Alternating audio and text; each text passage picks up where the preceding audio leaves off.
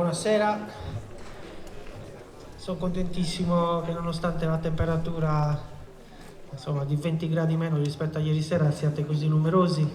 Ringraziamento di cuore a Mario e a tutto lo staff di Capodanno, è un'atmosfera meravigliosa. Il paese, tra l'altro, io non c'ero mai stato, è una bomboniera, veramente bellissimo. Per me è un grande onore suonare qui per voi stasera. Vi spiego come funziona velocemente il concerto. Sicuramente il pubblico è abbastanza trasversale, perché vedo tra virgolette, come si usa nel gergo del cantachitarra, vedo i tifosi della mia musica, cioè quelli che comunque conoscono quello che io suono normalmente, e vedo anche un pubblico invece di anziani, e a loro mi rivolgo soprattutto a cuore aperto, dicendovi: ci saranno anche momenti di canto sardo, però decisamente faccio una musica abbastanza spericolata, quindi vi chiedo scusa in anticipo e poi vi spiegherò nel corso della serata cosa suono, perché io in realtà improvviso molto, sono un improvvisatore essenzialmente. Grazie di cuore e lunghissima vita a Capodanno e sua poeta.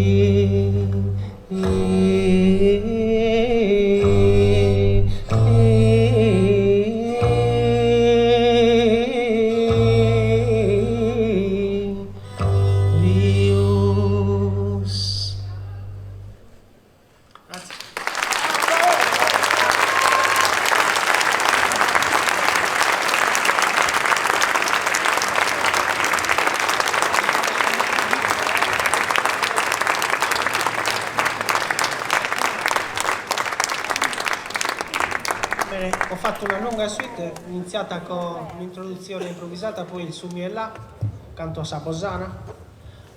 Dopo ho fatto un'altra sezione improvvisata ispirata al ballo. E ho finito su Vlora, che è un brano dedicato alla prima grande migrazione albanese. Non so se vi ricordate questa nave carica di esseri umani negli anni *80, è stata un'immagine per me che sono di quella generazione che ha lasciato un segno. Poi dopo Vlora c'era Blu di Prussia, che è un po' una sintesi del blu profondo del mare, è un po' una riflessione sul dramma che viviamo tutti i giorni dei migranti che muoiono per mare. C'è una tragedia che coinvolge 5.000 persone all'anno. Noi ci abituiamo a queste cifre come se niente fosse, però di fatto 5.000 esseri umani all'anno che perdono la vita nel mare.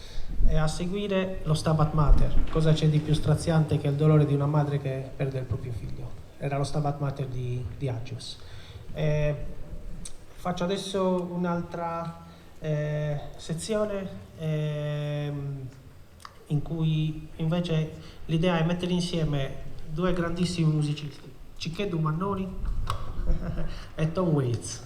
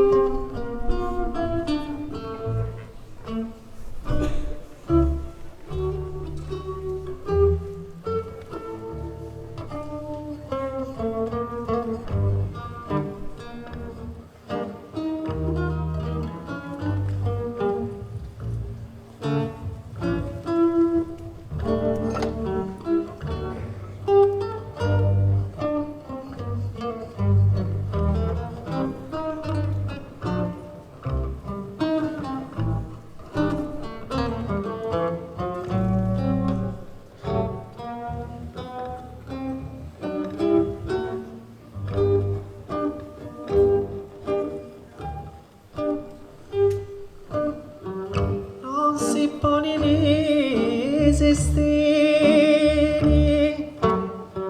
che sti due estremi volti lui detti e l'ame molti l'uno vi detti e morini lui detti e l'ame molti l'uno vi detti e morini.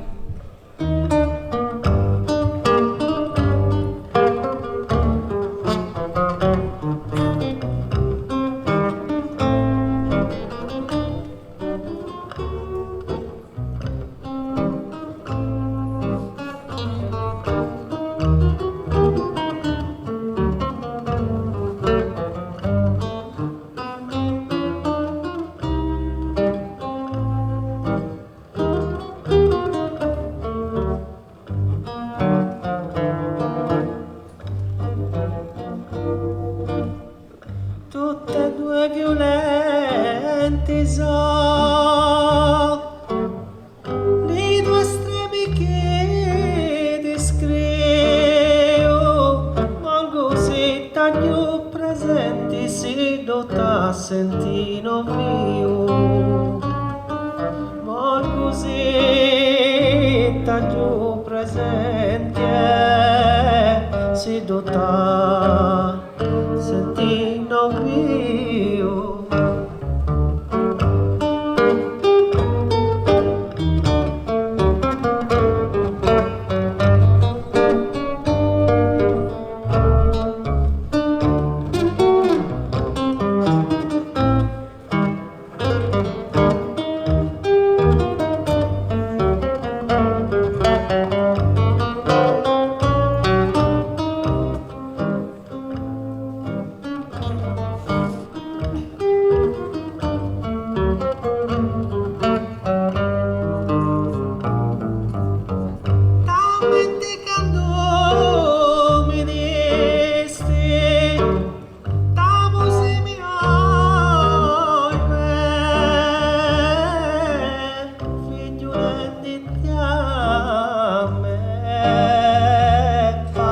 tanta e tu pegnisti figliulenditi a me tanta e tu pegnisti tu ti romari li sireni appagli e di la gente in terreni sei la dea lascia pigni a me stanotti, ma tu dormi.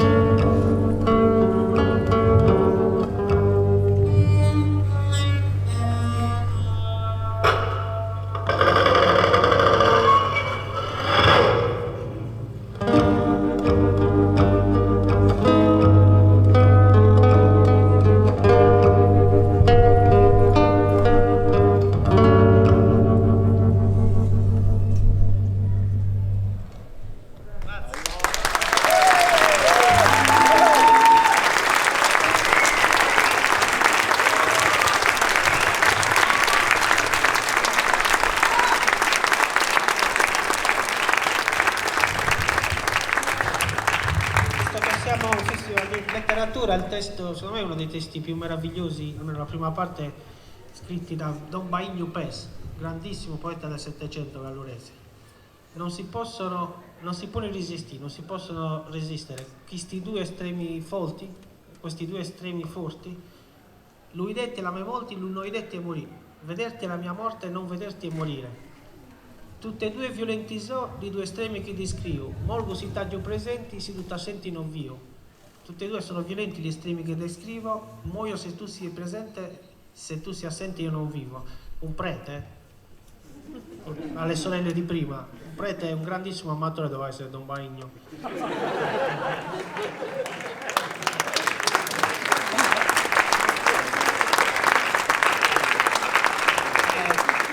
Chiaramente io, allora, poi se attacco a parlare io sono un disastro, faccio peggio di tutti gli oratori di questo festival messi insieme. C'è la mia compagna che mi censura ogni volta, tra l'altro è lì che vende i CD, se volete comprare i dischi per il regalo di Natale oggi è il momento per farlo, quindi così non avete panico il 24.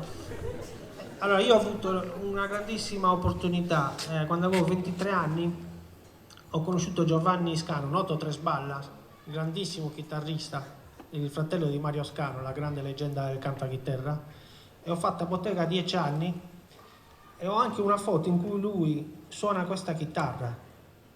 Zio Giovanni, che ha 95 anni, prova questa chitarra e mi dice: ti hai guasto la chitarra, non serve più a niente, avevi una chitarra Ferraris di lusso e ti hai rovinato tutto.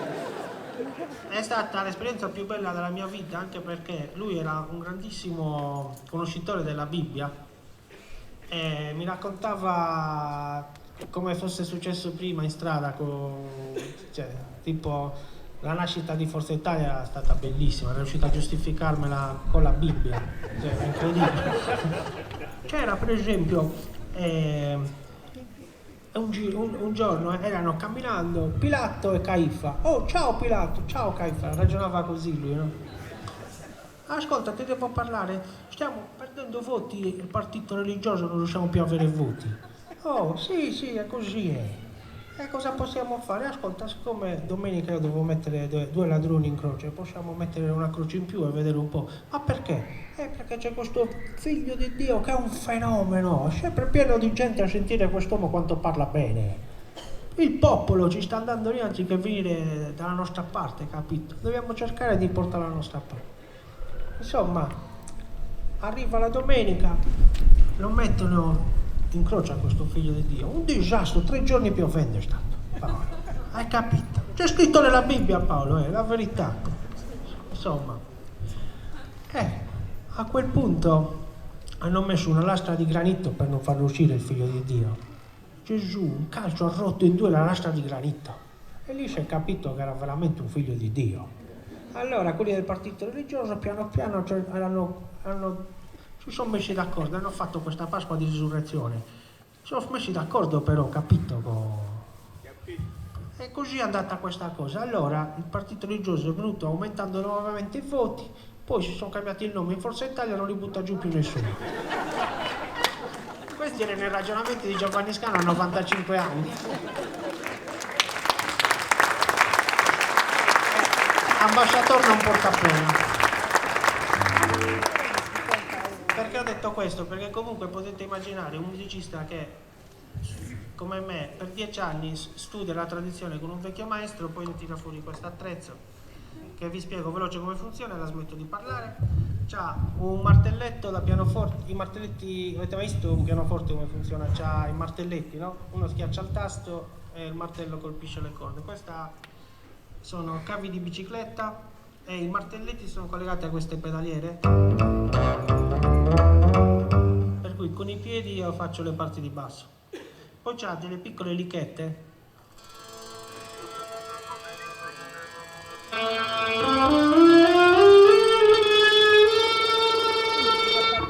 che generano questi suoni tenuti che prima ho cercato di imitare un po' i Gozos, perché sono andato stamattina a sentire gli scalzi e alla fine della processione c'erano i Gozos e allora mi è venuto di suonare questa cosa. In qualche modo per me è cercare di imitare il suono continuo delle launetas. Più ci sono altre cose, ponti come questi. Insomma, l'idea è estendere quella che era una chitarra come se fosse una piccola orchestra e cercare di sviluppare questa idea qua e allo stesso tempo inserire la voce come l'ho appresa da zio Giovanni, però modificando tutto quello che c'è sotto, con profondo rispetto per la tradizione, però col punto di vista di uno che è cresciuto negli anni 90 a Palau, contaminato adesso con le gibri nucleari, quindi più contaminato di così si muore.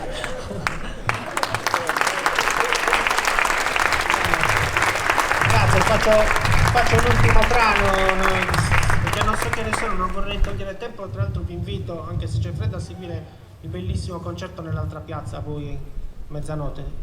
Che ore sono, Mario? David, posso suonare un altro po'? Sì.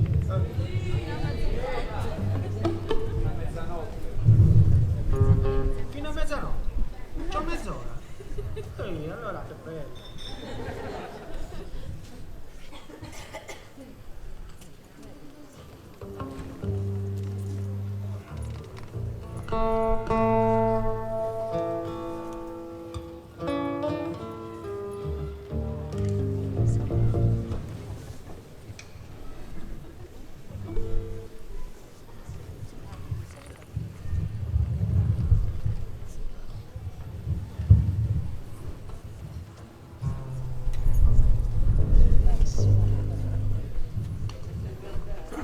Un chitarrista che amo profondamente è Paco de Lucia.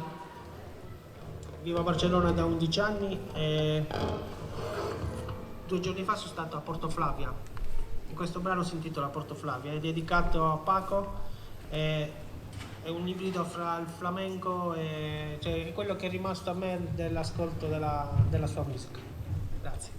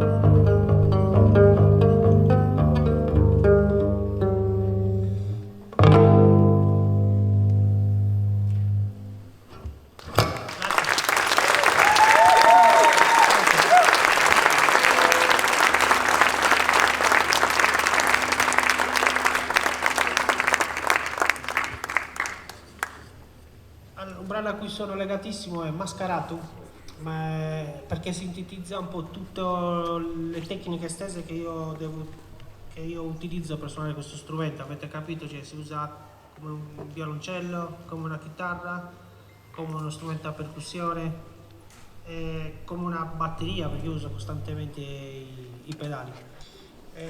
E questo secondo me, Mascarato, è un brano a cui sono legatissimo e non manca mai dalle scalette dei miei concerti, per cui vedo alcuni amici che hanno seguito gli ultimi 3 concerti che ho fatto, e quindi loro si beccheranno una versione differente stasera. Per voi invece, che è la prima volta, sappiate che è un brano che fa riferimento alla musica balcanica, è un ritmo in 5 ottavi, poi cambia in 11, poi c'è una sezione che ancora una volta si rifà alla musica sarda e c'è un finale epico che ricorda un po' il Peter Gabriel della prima maniera. Grazie.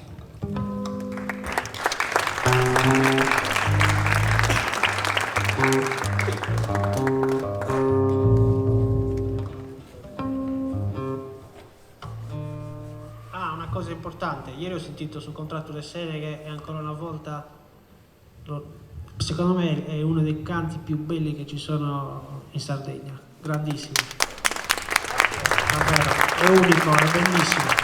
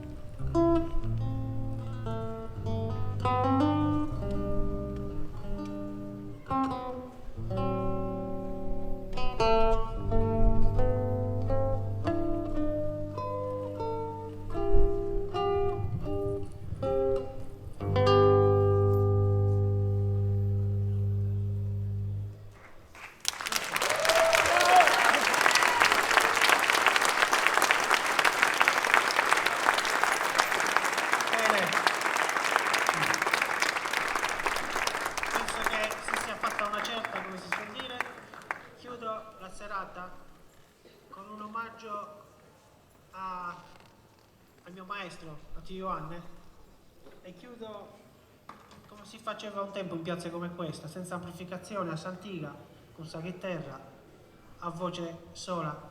C'è un po' di vento, però si dovrebbe sentire. Faccio un canto in re, va bene? Grazie.